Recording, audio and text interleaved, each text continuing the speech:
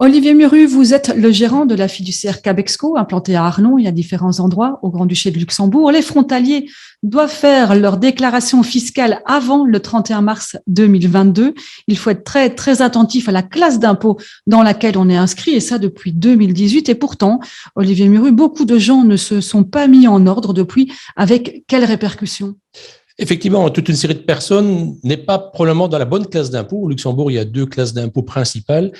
Ne pas être dans la bonne classe d'impôt peut avoir un impact fiscal non négligeable pour un ménage.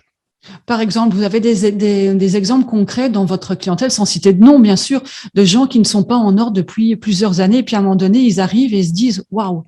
Oui, effectivement, on a encore cette année-ci des gens qui arrivent tout d'un coup, qui sont un petit peu perdus parce qu'ils ont eu leur dernière déclaration ou leur dernière imposition fiscale. Ils se rendent compte qu'ils ont un gros montant d'impôt à payer. Ils viennent nous voir et on voit effectivement avec eux la raison pour laquelle cet impôt est dû. Et en faisant l'analyse avec ces personnes, on se rend compte qu'ils étaient en classe d'impôt 1 ou en classe d'impôt 2, en tout cas pas dans la bonne classe, et l'impact, pour eux, en tout cas personnellement, génère un impôt non négligeable. Un exemple concret, j'ai un médecin qui est venu chez nous l'année passée, il est résident belge, mais travaille au Luxembourg.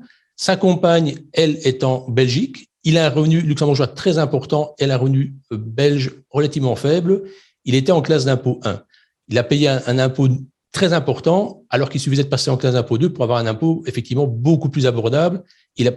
Par nos conseils, il a pu gagner effectivement quelques milliers d'euros d'impôts qui, j'espère maintenant, vont lui permettre de rester dans une situation plus normale.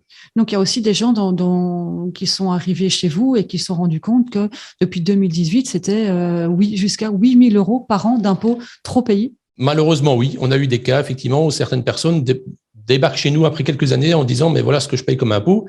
Il faut savoir qu'au Luxembourg, l'administration luxembourgeoise n'impose pas nécessairement tous les ans. Ils ont 5 ans pour imposer. Et donc, peut-être aujourd'hui, certains ne savent pas encore à quelle sauce ils vont être mangés par rapport à leur situation fiscale qui est en application depuis 2018. Ils sont peut-être en classe 1, ils devraient être en 2. Ils sont peut-être en classe 2, ils devraient être en 1.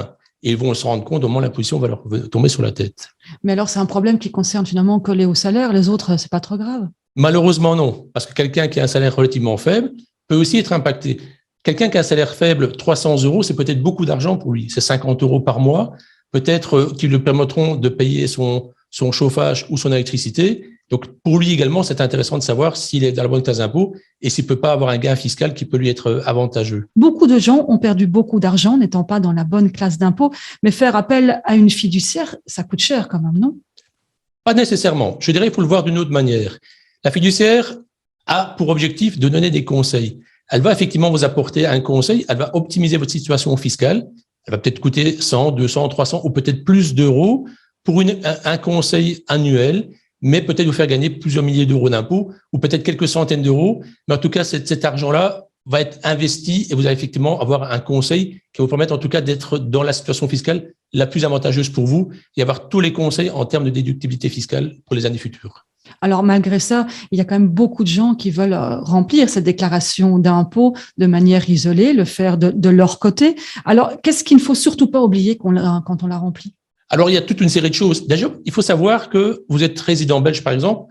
Ce que vous déduisez dans votre déclaration belge, vous pouvez aussi le déduire au Luxembourg pour autant que ça soit éligible des deux côtés de la frontière.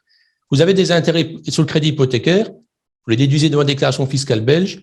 Vous pouvez aussi le déduire côté luxembourgeois. Il y a certains plafonds en fonction de l'ancienneté du crédit, en fonction du nombre de personnes au ménage, mais ces déductions viennent réduire en tout cas votre base taxable et peuvent vous faire gagner beaucoup d'impôts.